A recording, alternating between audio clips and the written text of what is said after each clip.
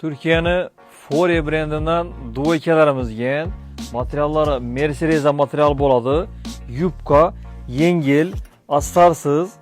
Giygen vaqtinizdan hava trip duradamış. Xalasanız yani trikolaram uskimes, svobodnirak duradı. Bemalol hazatib giyaverasizlar. Eynida duruşundan bir baha berib qo'yaverasiz yana. Komfortli narsa. Hamma narsa bilan giysangiz ketib qolaveradi. Svetlarına bir baha bering.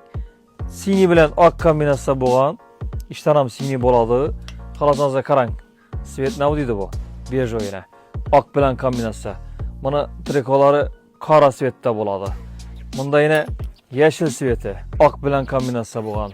Mana trikolari sini bo'ladi. Xalasangiz pasi oq, usti sini.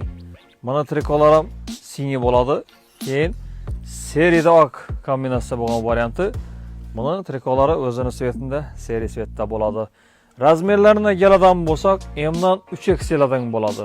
Dastavka kerak bo'lsa, dastavka ham qilib beramiz. Bahosina keladigan bo'lsak, bularimizni bo'lish narxi 350 ming so'mdan. Bemalol magazinimizga kelib xarid qilaverasizlar.